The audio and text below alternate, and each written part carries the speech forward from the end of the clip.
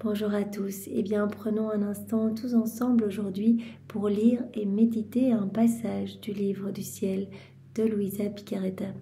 Au nom du Père qui m'a créé, du Fils qui m'a sauvé et du Saint-Esprit qui me sanctifie. Amen. Jésus, je m'immerge en toi, dans ton acte unique et éternel d'amour, dans ta divine volonté. Je m'unis à toi, je m'identifie à toi, je me consume en toi. Je fusionne ma volonté dans la tienne, je la fonds dans la tienne. Et Jésus, comme tous les jours, je t'invite dans ma vie, je t'invite dans mon cœur pour que tu le nettoies, que tu le purifies, que tu le sanctifies, que tu l'ennoblisses. Oui, Jésus, je veux que mon cœur soit un tabernacle d'amour pour toi, que mon cœur soit un tabernacle de consolation où tu pourras déposer tes peines et tes amertumes, que mon cœur soit un palais céleste où tu pourras te reposer, que mon cœur soit un tabernacle vivant pour ta divine volonté. Seigneur, opère ce grand nettoyage en moi et recrée cet espace indispensable pour que ta divine volonté puisse se sentir bien en moi, qu'elle puisse être souveraine et opérer et agir librement à partir de mon humanité dont je te fais l'offrande aujourd'hui une fois de plus. Engage de mon immense amour pour toi, au nom de tous. Oui, Seigneur, je te donne ce que je suis. Je viens te faire l'offrande de ma volonté, de mes désirs, de mes émotions, de mes pensées. Viens, s'il te plaît, sers-toi de tout ce paquet que je dépose au pied de ton trône. Et viens, sers-toi de tout comme marchepied, comme fondation pour établir ton royaume dans mon cœur. Je veux également travailler tout au long de ma vie à l'avènement de ton royaume dans le cœur de chacun, que tu puisses être le roi de tous les cœurs, que tu puisses reprendre cette place d'honneur au milieu de tes enfants, Seigneur, que tu sois aimé, que tu sois reconnu, que tu sois loué, que tu sois béni continuellement. Jésus, je te remercie infiniment pour tout ce que tu nous as déjà donné, tout ce que tu vas nous donner aujourd'hui, ce que tu nous donneras demain. Merci pour toutes ces grâces, toutes ces bénédictions. Merci de travailler nos cœurs. Merci d'avoir mis entre nos mains ces écrits du ciel qui jour après jour nous façonnent. Ces écrits sont tellement précieux. Chaque vérité est une vie divine que tu sors de toi. Et cette vie divine vient vraiment brûler notre âme et nous donner cette soif de mettre en pratique ce que tu nous enseignes pour que nos actes ne soient plus humains, mais deviennent éternels, deviennent divins, deviennent infinis. Alors merci Seigneur, merci également pour ton amour sans borne, pour ta miséricorde sans limite. Merci de nous avoir donné Maman Marie comme maman. Elle est vraiment merveilleuse et elle nous ramène continuellement dans tes bras. Quand nous nous perdons dans les choses du monde, elle nous attend, elle est à côté de nous et avec une douceur magnifique, elle vient nous remettre sur tes genoux, Seigneur, pour que vraiment nous puissions être purifiés par les flammes de ton cœur, les flammes de ton amour, que nous devenions à notre tour amour, que ces flammes puissent déborder de notre cœur vers d'autres cœurs, Seigneur, que nous devenions des petites torches de ta lumière à toi, de ta tendresse à toi. Merci de nous l'avoir donné. Je veux vraiment te dire merci au nom de tous ceux qui ne te remercient jamais et je veux vous recouvrir l'un l'autre de votre amour respectif, de vos bénédictions respectives. Je veux recouvrir l'un l'autre de l'amour du Père, l'amour de l'Esprit Saint, l'amour trinitaire. Je veux récapituler tous les actes d'amour, Jésus, que tu as placés dans l'œuvre de la création, tous ceux que tu as placés dans l'œuvre de la rédemption et tous ceux que tu as placés dans l'œuvre de la sanctification. Je veux récapituler tous les actes accomplis par Maman Marie dans la divine volonté. Intégralité de ces actes.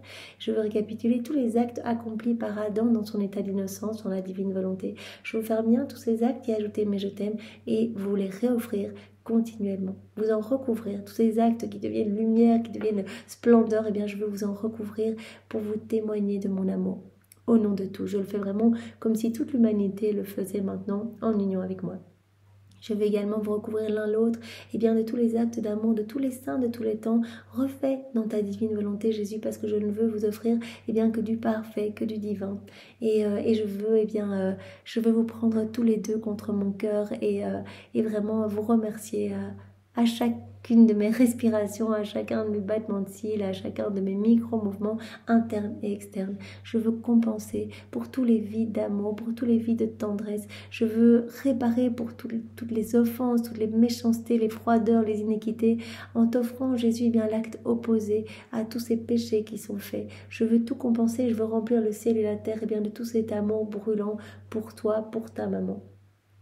Jésus, je te demande vraiment, tout au long de ma vie, jusqu'à mon dernier souffle, de tout faire en moi. Je ne veux plus faire usage toute seule de ma volonté propre. Je la veux complètement fondue dans ta divine volonté, Seigneur. Je veux que ce soit toi qui fasses tout en moi aussi. Je te supplie de venir marcher dans chacun de mes pas. Je veux fondre mes actions dans les tiennes. Je veux fondre mes regards dans les tiens, fondre ma bouche dans la tienne. Je veux que ce soit toi qui respires en moi. Je veux que ce soit tes pensées dans les miennes. Je veux que ce soit toi qui fasses battre mon cœur. Je veux que tout soit fait pour toi, que tout soit fait par toi et que tout soit fait totalement immergé en toi. Je veux fondre mon humanité dans la tienne. Je veux fondre mon humanité dans ta divinité pour perdre le rien que je suis.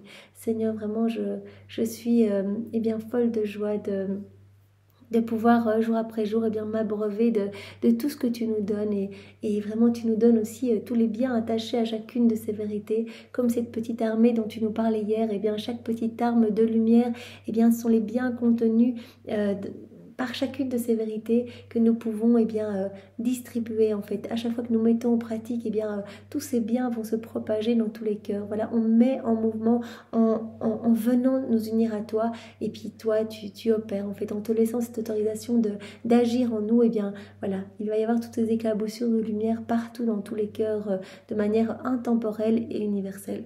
Donc vraiment merci Seigneur, merci immensément pour tout ce que tu nous donnes tout le temps. Je te demande maintenant de disposer tous nos cœurs, de disposer nos intelligences pour que nous puissions accueillir ce nouvel enseignement, que nous puissions le recevoir avec ton amour à toi, avec ta sagesse, ta compréhension, avec ton cœur à toi. Donne-nous ton cœur, Seigneur, et nous pouvons profiter de cet instant pour placer ton cœur à toi dans tous les cœurs, pour que des cœurs s'ouvrent et que vraiment que des flammes brûlantes d'ardeur, d'amour pour toi puissent poindre dans tous les cœurs, que tous les hommes reviennent à toi, Seigneur. Mais vraiment maintenant, viens toi-même méditer en chacun de nous, que ce moment fait en union avec toi puisse avoir des retombées dans tous les cœurs. Viens, Esprit Saint, viens par la puissante intercession du cœur immaculé de Marie, ton épouse bien-aimée. Viens, Esprit Saint, viens par la puissante intercession du cœur immaculé de Marie, ton épouse bien-aimée. Viens, Esprit Saint, viens, nous t'aimons. Viens, Esprit Saint, par la puissante intercession du cœur immaculé de Marie, ton épouse bien-aimée. Et Seigneur, parle à travers ma bouche, que ce moment puisse pleinement te glorifier et que je ne m'écarte jamais de ce que tu veux nous donner. Alors, le passage que nous allons méditer est celui du 21 mai 1929. Nous sommes dans le volume 26 et c'est notre sœur Louisa qui parle. Je reviens toujours dans le cher héritage du divin vouloir et j'ai l'impression de le parcourir en glanant. Glaner, c'est ramasser les petits épis qui n'ont pas été attrapés par les machines. Donc voilà, elle a l'impression qu'elle parcourt, qu'elle reçoit de nouvelles choses, comme si elle parcourait cet héritage du divin vouloir en glanant. Et mon Jésus si bon ne néglige pas de me donner ces merveilleuses leçons sur chaque épi que je ramasse. Voilà, elle a l'impression que elle reçoit de nouveaux enseignements, de nouvelles merveilles tout le temps de Jésus. Mais en même temps, je répétais mon refrain sur chaque chose. Je vous aime, et que mon amour soit la douce chaîne qui est attachée à l'éternel fiat, puisse l'attirer, lui faire violence et le faire venir pour régner sur la terre. Donc elle fait ses rondes continuellement dans toute l'œuvre de la création, de la rédemption, de la sanctification. Ici, elle place sur chaque élément créé, c'est je t'aime, je te loue, je te bénis, je te remercie. Et elle demande chaque fois que son amour puisse être comme une chaîne attirant ce royaume de la divine volonté sur la terre. C'est ce que je faisais lorsque mon Jésus adoré me dit « Ma fille, ma divine volonté est lumière, l'amour est chaleur. Lumière et chaleur sont inséparables. » Voilà, Jésus nous dit aujourd'hui que sa divine volonté est inséparable de l'amour, comme la lumière est inséparable de la chaleur. Lumière et chaleur sont inséparables l'une de l'autre et forment la même vie. C'est la nécessité de la fusion de ma volonté et de mon amour. Une volonté qui n'aime pas n'est pas opérante. Un amour qui n'a pas de volonté est sans vie. Donc il y a cette inséparabilité entre la volonté, la divine volonté et l'amour. Voilà, un amour qui n'a pas de volonté est sans vie et une volonté qui n'aime pas n'est pas opérante. Cependant, ma volonté a le premier acte. On peut dire que sa lumière fait surgir la chaleur. Elle accomplit le premier acte et appelle la vie de l'amour dans sa lumière en ne formant qu'une seule chose. Jésus dit, cependant, ma volonté a le premier acte et elle appelle la vie de l'amour dans sa lumière. pour ne former qu'une seule chose, une chose inséparable. Qui pourra jamais séparer la chaleur de la lumière? Personne. Cependant, plus la lumière est grande, plus la chaleur est élevée. Voilà, cela est inséparable. Donc voilà, plus la lumière est grande, plus, de manière concordante, plus la chaleur sera grande. Ainsi, avec une petite lumière, on peut à peine sentir la force de la chaleur. Une grande lumière donne beaucoup de chaleur et produit des admirables effets. Combien d'effets le soleil ne produit-il pas du fait que sa chaleur est si grande et embrasse la terre entière? Soleil, énorme lumière, énorme chaleur, et Jésus dit, eh bien, s'il y a grande chaleur, eh bien, il y a beaucoup d'effets admirables pour la terre. On peut dire, par exemple, que le soleil est le roi de la terre. Avec sa lumière et sa chaleur, il caresse et embrasse tout le monde et toutes choses, répand ses bienfaits sur tout, sans rien demander à personne. Pourquoi? Premièrement, parce qu'il n'a besoin de rien. Deuxièmement, parce que chacun se sentira incapable de payer le soleil de retour pour le grand bienfait qu'il apporte sur toute la terre. C'est pourquoi tu ressens en toi deux puissances infinies, fusionnées en une seule, ma divine volonté et mon amour. Divine volonté comme la lumière et l'amour, eh bien, comme la chaleur, inséparable, comme dans le soleil, lumière et chaleur inséparables, et vraiment, comme le soleil est énorme, eh bien, il y a beaucoup de lumière et donc beaucoup de chaleur, et donc cela fait des effets magnifiques sur toute la terre. Le soleil alimente toutes choses, nourrit, donne vie à tout. Et donc tu ressens cela en toi, tu ressens ces deux puissances, puissance infinie fusionnée en une seule, ma divine volonté et mon amour. Et la lumière de mon vouloir te fait courir pour placer tes je vous aime, qui libèrent de ton sein de lumière sur toutes les choses créées, afin de voir toute la création ornée de ces je vous aime et des tiens. Voilà, vivre dans la divine volonté, donc c'est inséparable de l'amour de Dieu, et donc cet amour va brûler, va ressortir partout de notre personne. C'est pour cela que Louisa, elle est amenée tout le temps, c'est le travail de la grâce, de la divine volonté en elle, qui se déploie, qui opère à travers son humanité. Elle est amenée à être dans ce mouvement continu de tout le temps placer son amour partout, de tout le temps faire ses rondes. Vraiment, et c'est vrai, au plus nous avançons dans la divine volonté, au plus on va ressentir cet amour en fait. On ne va plus rien demander pour nous-mêmes, on va vouloir tout le temps consoler Jésus, on va vouloir lui amener de la gloire, de l'amour, de l'honneur, on va vouloir réparer, on va vouloir le bénir au nom de tous, on va vouloir placer notre amour partout, demander que son règne vienne s'établir, etc. Donc vraiment, parce que la divine volonté et l'amour sont inséparables. Donc on va vraiment, Jésus a dit, je suis la divine volonté, Jésus est l'amour, donc c'est inséparable. Et donc cet amour va vraiment nous remplir de plus en plus jusqu'à arriver à ce 4e niveau de vie de la divine volonté où on sera pur amour. J'espère que cela nous arrivera. Il faut continuer à le demander tous les jours. Seigneur, vraiment donne-nous ce don de la vie dans la divine volonté. Pour le moment, il nous prête sa volonté parce qu'il regarde déjà s'il peut nous faire confiance, si on va être constant, persévérant. Et donc, voilà, à force d'actes, et Jésus connaît le nombre d'actes à accomplir pour chacun, pour qu'il puisse nous donner ce royaume, eh bien, il nous donnera son royaume complètement, et donc on sera rempli à ras-bord de sa lumière, de sa présence, rempli à ras-bord de son amour. De plus, la vie a besoin de nourriture. Ma divine volonté est vie. Donc voilà, Jésus a utilisé cet exemple, divine volonté et amour inséparables. Divine volonté peut être représentée par la lumière, l'amour eh bien par la chaleur. Et maintenant, il dit la divine volonté, ça pourrait être représenté comme la vie, et l'amour peut être représenté comme la nourriture. Ma divine volonté est vie, mon amour est nourriture. Chacun de tes je vous aime est une gorgée de nourriture que tu donnes à mon fiat en toi. La vie, la divine volonté va être alimentée par l'amour, en fait, par cette nourriture. Quand on va faire des actes en union avec Jésus, dès qu'on va l'appeler, on va lui laisser plus de place en nous et sa vie divine va croître en nous. Chacun de tes actes accomplis dans ma volonté fait croître la vie en toi. Oh, comme la vie de ma volonté se délecte et grandit admirablement dans la créature, lorsqu'elle trouve beaucoup d'amour divin. Voilà, et donc on sait bien qu'un acte fait en union avec Jésus, voilà, cet acte est parfait, cet acte enclôt tout, les saints, les bienheureux, la Trinité, etc.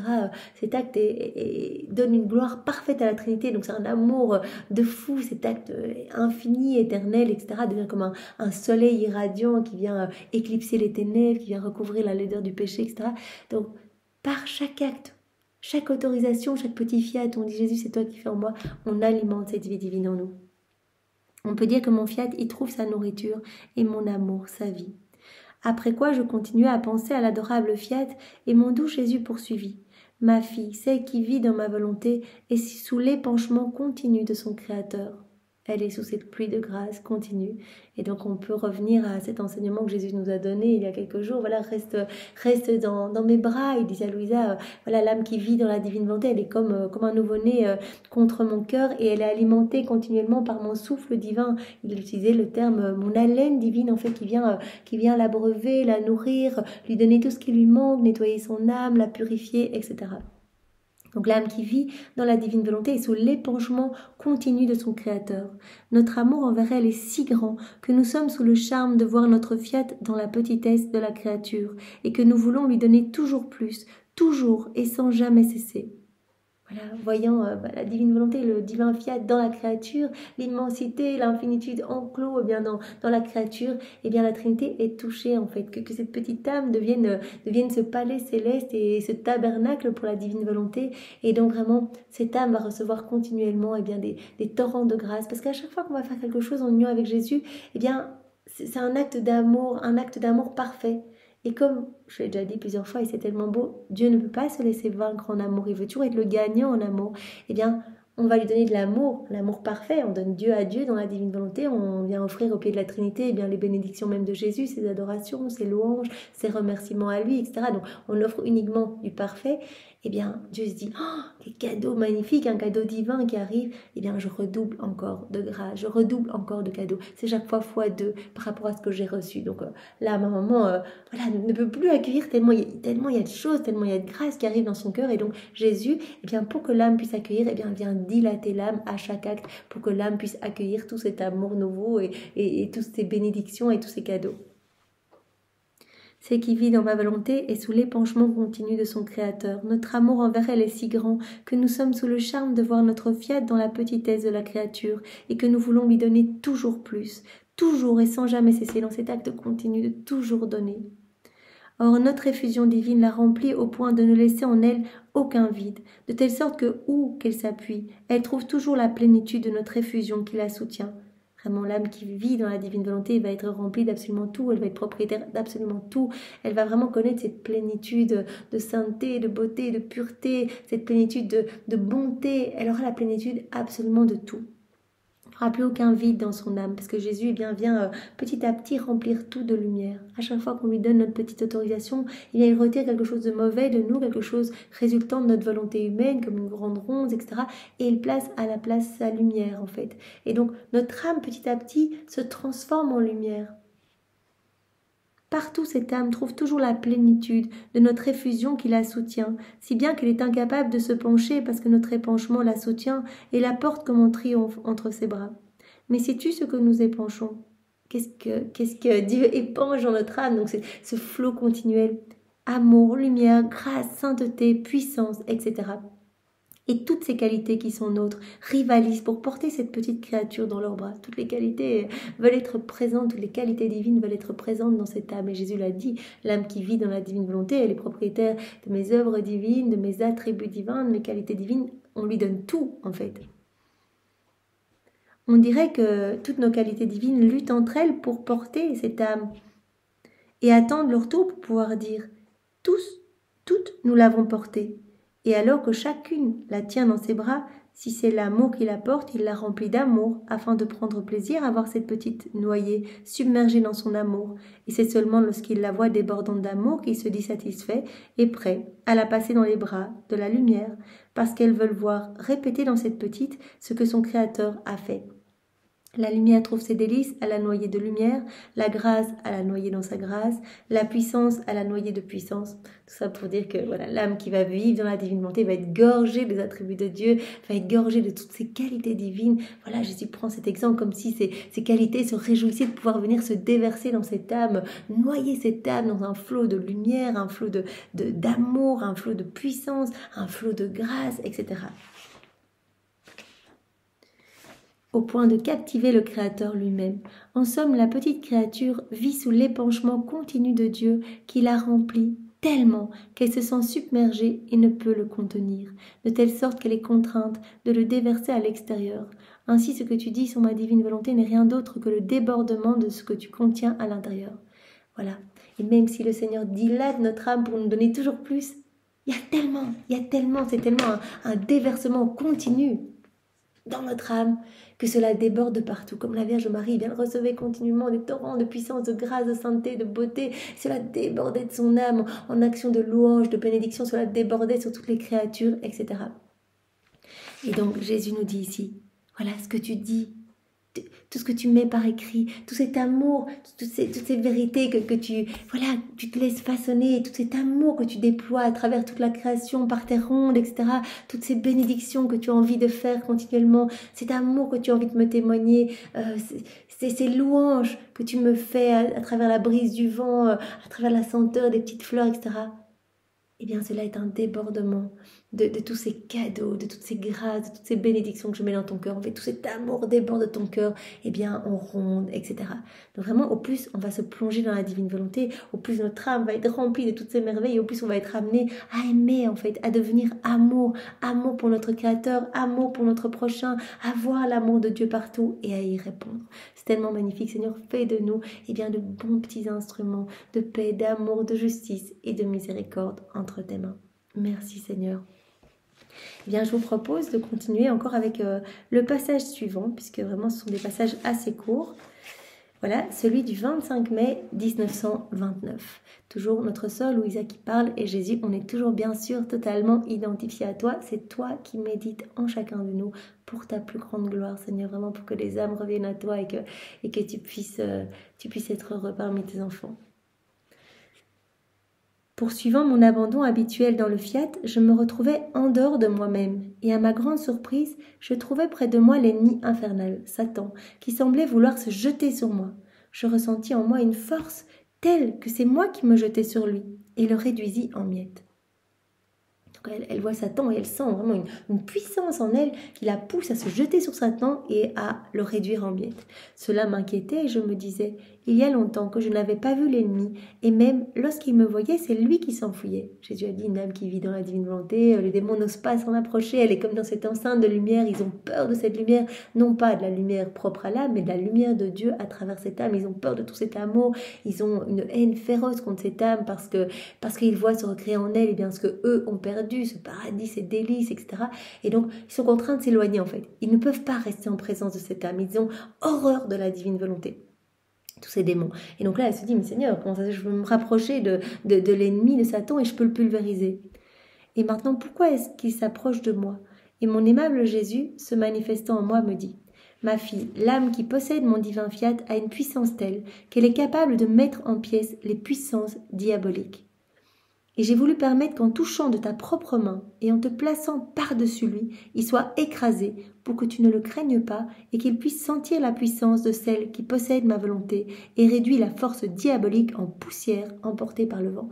Donc Jésus a autorisé ce rapprochement pour montrer à Louisa cette puissance qui habite l'âme vivant dans la divine volonté, cette puissance divine de Dieu capable de réduire en poussière emportée par le vent les puissances diaboliques.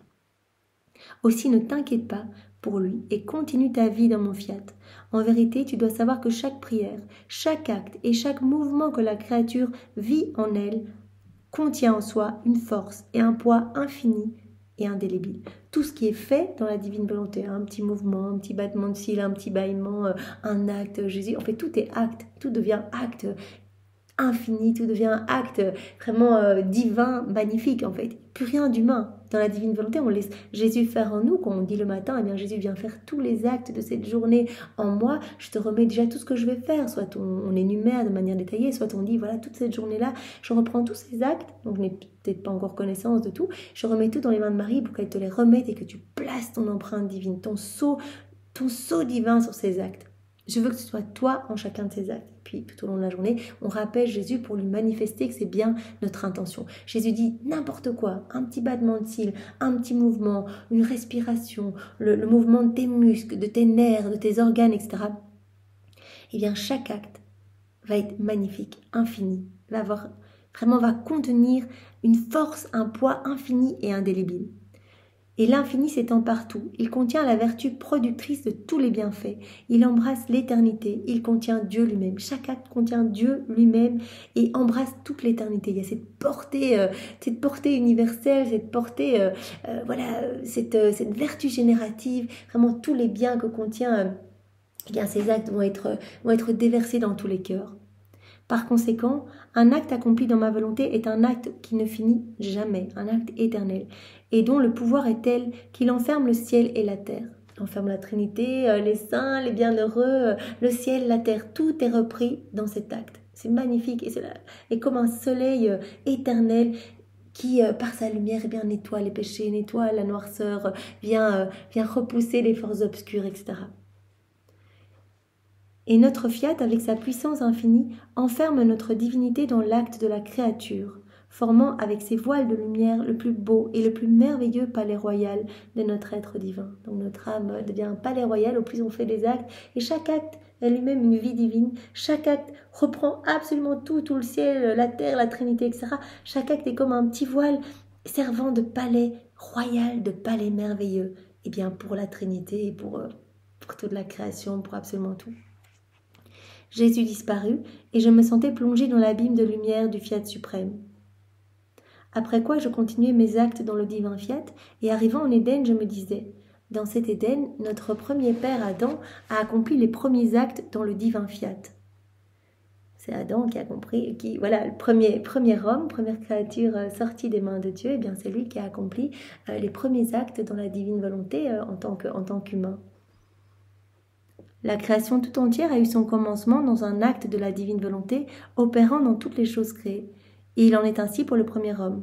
La divine volonté étendait la plénitude de sa sainteté, puissance, beauté et lumière en chaque chose. La divine volonté s'est déversée partout, était opérante, agissante dans chaque élément créé, était opérante et agissante en l'homme, etc., qui était continuellement Adam dans cet état de grâce où il louait, où il bénissait, il était vraiment dans cette union avec son Créateur, et vraiment tous ses sens étaient aux aguets pour voir l'amour de Dieu et y répondre. La divine volonté étendait la plénitude de sa sainteté, de sa puissance, de sa beauté, de sa lumière, partout, en chaque chose, se faisant actrice et spectatrice, enfermant toute chose en un acte unique de sa divine volonté. Voilà, même s'il y a une multitude d'actes, eh bien tous ces actes ne sont que les effets de la divine volonté, et le tout forme un acte unique. Combien la création était belle à son commencement. Une était la volonté qui opérait, et les différents actes n'étaient rien d'autre que les effets de cette volonté.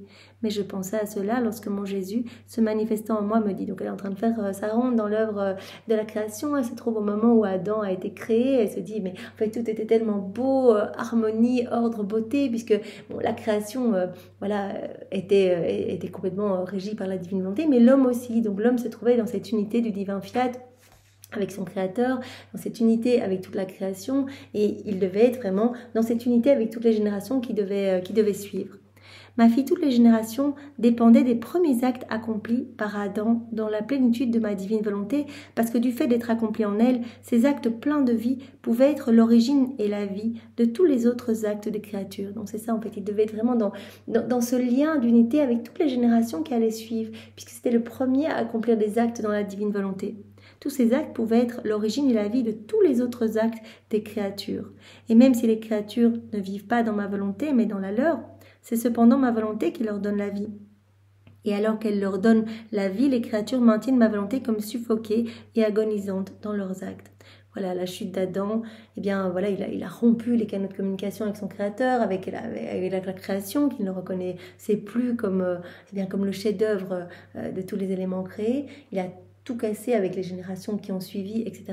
Et donc la divine volonté qui devait être souveraine, qui devait être reine en chacun de nous, eh bien Jésus dit, voilà, elle a comme été écrasée en fait, tout un décombre résultant de la volonté humaine. Et donc cette divine volonté a été comme suffoquée et agonisante dans les actes des hommes en fait. Plutôt qu'être reine, d'être souveraine, de se déployer sa lumière, de faire des actes magnifiques, l'homme vraiment en union avec Dieu pouvait faire des choses incroyables. Eh bien, là, la divine volonté, elle est comme écrasée, elle est comme rendue esclave de la volonté propre de l'homme. Elle est suffoquée dans les actes des créatures. Par conséquent, tous les actes d'Adam accomplis dans ma divine volonté sont comme l'acte premier de tous les actes des créatures. Qui peut détruire un acte accompli dans ma divine volonté? Mais ce qui a été fait dans la divine volonté par Adam, eh bien, ce qui a été fait dans son état d'innocence, cela reste, puisque ce sont des actes qui sont éternels, infinis. Qui peut lui enlever la souveraineté, la beauté, la vie à cet acte accompli dans la divine volonté? Personne. Il n'est rien qui ne dépende du premier acte. Toutes les choses créées découlent du premier acte accompli par celui qui les a créées. Et si je veux et désire avec tant d'amour que ma volonté soit connue et règne parmi les créatures, la raison en est précisément celle-là, que ses droits justes et saints lui soient rendus et que toute la création, tout comme elle eut son commencement dans notre volonté, puisse en son entier retourner dans notre divine volonté.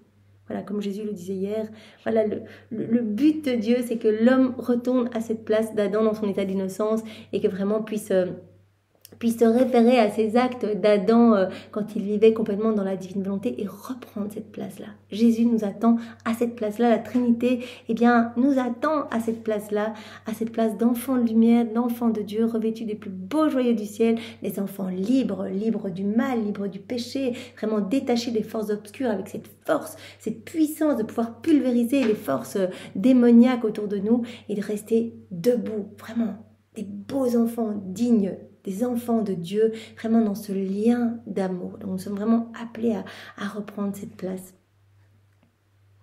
Voilà. Si je veux et désire avec tant d'amour que ma volonté soit connue et règne parmi les créatures, la raison en est précisément celle-là, que ses droits justes et saints lui soient rendus, et que toute la création, donc que les droits du divin fiat soient rendus, et que toute la création, donc que la divine volonté soit de nouveau libre dans les hommes, dans les cœurs, et que toute la création, tout comme elle eut son commencement dans notre volonté, commencement dans la divine volonté, et que la création puisse en son entier retourner dans notre divine volonté. Voilà, que l'homme revienne en fait à ce pourquoi il a été créé. Eh bien Seigneur, oui, c'est ce que nous voulons aussi. Viens continuer ta vie en nous, que nous puissions être des débordements de toi. Utilise chacun de nous pour vraiment faire arriver ton royaume plus rapidement sur la terre. Merci Seigneur, avec tes propres remerciements au nom de tous. Au nom du Père et du Fils et du Saint-Esprit. Amen. Soyez tous bénis. Au revoir.